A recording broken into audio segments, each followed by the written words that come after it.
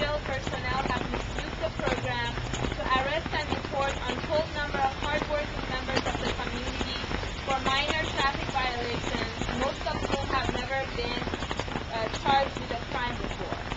Families have been torn apart, and communities have learned through witnessing and hearing about illegal abusive practices not to trust the police. 287G has created panic and fear in the Cobb County immigrant community. The police only exacerbate the mistrust and apprehension of the immigrant community towards law enforcement by using scare tactics and practicing overt racial profiling and intimidation. As a result, 287G has had the opposite of its intended effect. Broken relations between immigrant groups and the police poses a safety threat to the general public, as evidenced by increased gang activity and a rise in both reported and unreported crime.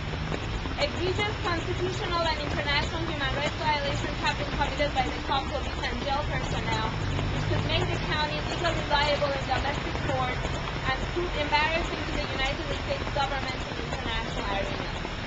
And based on the report, we have a set of recommendations. Our main recommendation is for ICE and Cobb County not to renew the Memorandum of Understanding, for ICE to witness the abuses that have taken place in Cobb. As I mentioned, the constitutional and human rights violations and the way that the Cobb police have abused the power granted to them under 287G.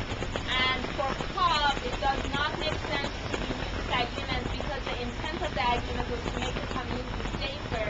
But as the report demonstrates, and as interviews with community advocates and the community itself demonstrate, 287G has in fact led to an atmosphere of terror in the community where immigrants are afraid to talk to the police or contact the police. We have a community member in the report that we interviewed who said that she has a fire in her kitchen and she was afraid to call 911 because she had a family member who told her before.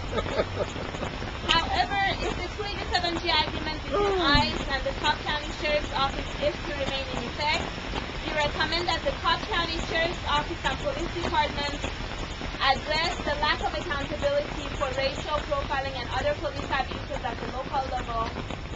For the Cobb County Sheriff's Office and Police Department, as well as ICE, to ensure that the complaint mechanism in the Memorandum of Agreement is widely publicized and made accessible to the public. For the state of Georgia to adopt anti-racial profiling legislation to send a clear message that targeting Georgia residents based on their race and background is unacceptable and is illegal, and to provide a measure of accountability for law enforcement. And for ICE to exercise greater oversight over the implementation of 287G in Cobb County, especially due to the documented pattern of abuse. And with that, I wanted to turn it over to our very valued community partners and friends to make this report possible. The Deputy Director of the Georgia Latino Alliance for Human Rights. For more than 3 years, we have followed how we been the implementation of the 287G agreement. We have thousands of files and cases reports. The people have been detained over minor traffic violations. We have been in cases of public regulation, and also a lot of issues of racial profiling. We have been concerned about the disimplementation, and we have raised our concerns to the Department of Homeland Security in order for us to ask for a revision of the 287G as well as to denounce these abuses of racial profiling in the way that the State County New Warren have implemented the 287G.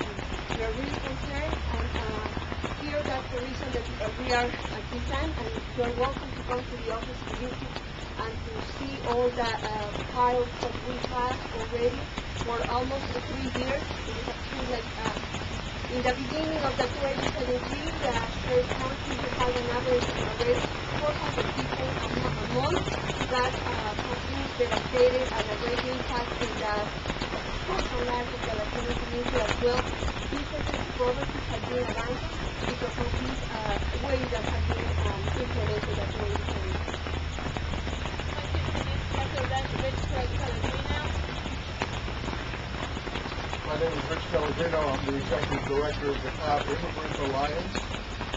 Thank you for inviting me here today. I work at the grassroots level in Cobb County with citizens and residents, African American, white, Latino, Asian, who are all concerned about strikes.